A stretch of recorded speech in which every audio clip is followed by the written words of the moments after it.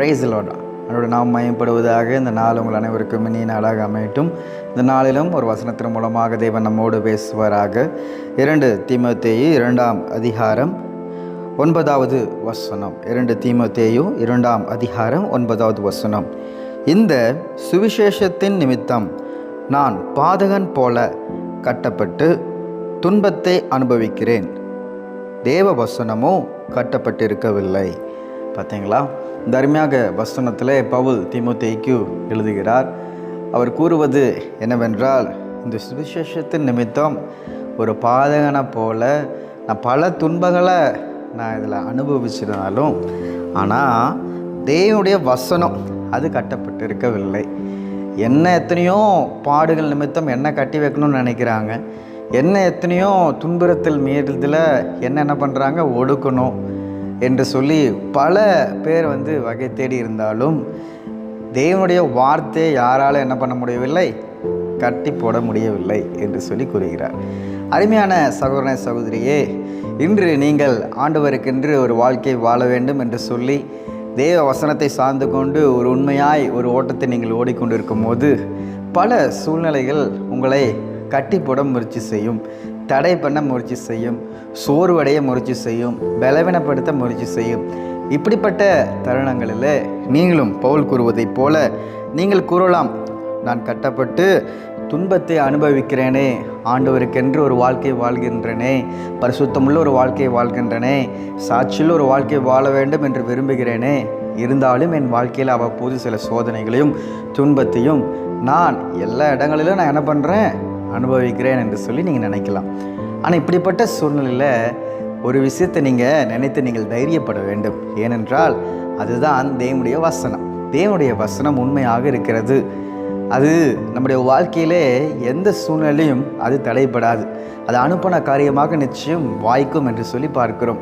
சற்று தாமதித்தாலும் ஏற்ற காலத்தில் தேவன் அதை நிறைவேற்றுவார் நம்முடைய வாழ்க்கையிலே. இன்றைக்கும் நம்முடைய வாழ்க்கையிலே நாம் இது மாதிரி சூழ்நிலையிலே, ஐயோ தேவன் எனக்கு நம்ம பண்ணின வார்த்தை, எனக்கு இத்தனை காரியங்கள் எனக்கு அவர் வெளிப்படுத்தினார் அல்லவா, இத்தனை காரியங்கள் எனக்கு சொன்னார் அல்லவா, ஜெபிக்கும் போது நான் தியானிக்கும் போது இந்த வசனம் மூலமாக நான் தேற்றப்பட்டேன் அல்லவா, ஆனால் இந்த துன்பமான வேலையில், இந்த இக்கட்டான சூழ்நிலை, பலவீன நேரத்தில் நாம் பலவீனர்களாக நம்ம என்ன பண்ணக்கூடாது, நம்ம மாம்சத்தின்படி உணர்ந்தாலும் ஆவிக்குரிய மனநிலையில் நாம் மிகவும் தைரியமாக இருக்க வேண்டும். ஏனென்றால் என் கர்த்தர் செய்ய நினைத்தது தடைபடாது. என் கர்த்தர் அவர் வசனத்தின் மூலமாக என்னோடு சொன்ன காரியம் அது பலவீனமாக இருந்தாலும் என்னை பலப்படுத்துகிற கிறிஸ்துவனாலே எல்லாவற்றையும் செய்ய அந்த வசனம் எனக்கு உதவி செய்கிறது என்று சொல்லி நாம் சந்தோஷமாக இருக்க முடியும். சாரோளுடைய கற்பம் செத்து போயிருந்தது. மாம்ச ரீதியாக பார்க்கும்போது ரொம்ப ஸ்பிரிச்சுவலாக, ரொம்ப எப்படி சொல்லிட்டோம், ஆண்டுடைய வார்த்தையை கேட்டு அவ்வளோ வல்லமையாக தேவனுடைய சத்தத்திற்கு கீழ்ப்படிந்து சென்ற ஒரு நபர் ஆபிரகாம். அவருடைய மனைவி சாராள், அவங்களுடைய வாழ்க்கையில் நீண்ட நாட்களாக குழந்தை இல்லை. அவர்கள் எத்தனையோ முயற்சிகள் செய்கிறார்கள், ஆனால் குழந்தை இல்லவில்லை என்றிருந்த ஒரு குறை அவருடைய வாழ்க்கையில் இருந்தது. அப்படிப்பட்ட சூழ்நிலையில் கூட ஆண்டவர் உன் மனைவிக்கு ஒரு மகனை தருவேன் என்று சொல்லி, உனக்கு ஒரு சந்ததியை தருவேன், உனக்கு ஒரு தலைமுறையை தருவேன் என்று ஆபிரகாமுக்கு அவர் வாக்குத்தத்தம் செய்தார். ஆனால் மாம்ச ரீதியாக பார்க்கும்போது பல துன்பத்துக்குள்ளே, பல காரியங்களுக்குள்ளே ஆபிரகாம் தள்ளப்பட்டார் என்று சொல்லி பார்க்கிறோம். சாராலும் பல நிந்தைகளுக்குள்ளாக அந்த சகோதரியும் தள்ளப்பட்டார்கள். ஆனால் அந்த வயது முதிர்ந்த காலத்திலும் செத்துப்போன கற்பத்தில் மீண்டுமாக ஒரு ஜீவனை தேவன் கட்டளையிட்டார். அதுதான் தேவனுடைய வார்த்தை. கற்பம் செற்று போனது தான் அனைவருடைய பார்வையில், ஆனால் தேவனுடைய வார்த்தை நீதி நிறைந்தது, அது ஜீவனுள்ள வார்த்தை. அந்த வார்த்தை என்ன பண்ணது, அந்த ஏற்ற வேலையிலே அந்த சகோதரியை, அந்த வேலையில் அவங்களுக்கு ஒரு நல்ல ஆசீர்வாதத்தை அந்த வார்த்தை கடந்து வந்தது என்று சொல்லி பார்க்கிறோம். அருமையான மகன் ஈசாக்கு அந்த வேலையிலே பிறக்கிறார் என்று சொல்லி பார்க்கிறோம். அருமையான சகோதர சகோதரிகளே, சத்ரு பல காரியங்களை உங்களை ஒடுக்கலாம், பல வேலைகளிலே உங்களை அவன் துக்கப்படுத்தி விடலாம், பல வேலைகளிலே உங்களை அவன் சிறுமைப்படுத்தி விடலாம், உங்களை व्यसனப்படுத்தி விடலாம். ஆனால் உங்கள்கிட்ட இருந்து ஒரே ஒரு காரியத்தை மட்டும் அவனால் எடுத்துக்கொள்ளவே முடியாது. அதுதான் தேவனுடைய வார்த்தை. வானமும் பூமியும் ஒளிந்து போனாலும் அவருடைய வார்த்தை ஒரு காலம் ஒளியாது. அதனால் பிரியமான சகோதர சகோதரிகளே, இந்த வேளையில் பல சூழ்நிலைகளை நினைத்து கலங்கி கொண்டிருக்கிறீர்களா? கலங்காதீங்க. தேவனுடைய வார்த்தை வார்த்தை, உங்களுக்கு கொடுக்கப்பட்ட வார்த்தை நிச்சயமாக அது நிறைவேறும். அழைத்தவர் உண்மையுள்ளவர். வசனத்தை சார்ந்து கொள்ளுங்க.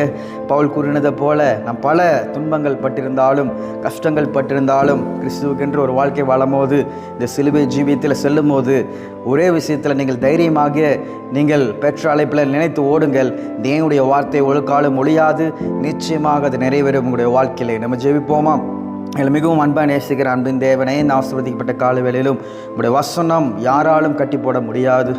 எந்த ஒரு பிரச்சனைகளாலும், எந்த ஒரு சூழ்நிலைகளாலும், எந்த ஒரு மனிதர்களாலும், பிசாசினாலும் உங்களுடைய வசனத்தை தொட முடியாது. ஆண்டவரே, நீர் அப்பேற்பட்ட ஒரு அதிகாரமுள்ள ஒளியாத நித்திய காலமாய் எங்களோடு ஆண்டவரே ஜீவனோடு இருக்கிற இந்த வார்த்தையின் மூலமாக அனுதினமும் என்னோடு பேசுகிறீர். சப்பா, நாங்கள் உங்களுடைய வார்த்தைக்கு செவி கொடுக்கணும். வேத வாக்கியங்களுக்கு செவி கொடுங்க, தீர்க்க தரிசனங்களுக்கு செவி கொடுங்க என்று நீங்கள் சொல்லியிருக்கீங்கப்பா.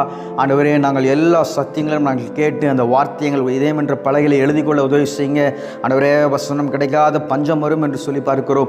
ஆண்டவரே, யோசேப்பு எப்படி ஆண்டவரே அந்த பஞ்ச காலத்தில் ஆண்டவரே அது வருவதற்கு முன்பாக ஆண்டவரே அந்த செழிப்பான காலத்தில் எல்லாத்தையும் சேகரித்து எடுத்து கொண்டாரோ, அதே போல் இந்த கிருபையின் காலத்தில் ஆண்டவரே நீ எங்களுக்கு கிடைத்த அனுகிரக காலத்தில் இப்படி வசனத்தை எந்த அளவுக்கு நாங்கள் எங்கள் இதயம் என்ற பலகையில் நாங்கள் சேமித்து வைக்கிறோமோ, எந்த ஒரு உபத்திரவமோ, எந்த ஒரு பாடுகளோ, எந்த ஒரு கஷ்டங்களோ ஆண்டவரே உடைய அன்பை வைத்து உடைய வார்த்தை எங்களை விட்டு எடுத்துக்கொள்ள முடியாது. ஆண்டவரே, நாங்கள் சாட்சியில் ஒரு வாழ்க்கை வாழ உடைய வசனம் எங்களுக்கு உதவி செய்கிறதப்பா.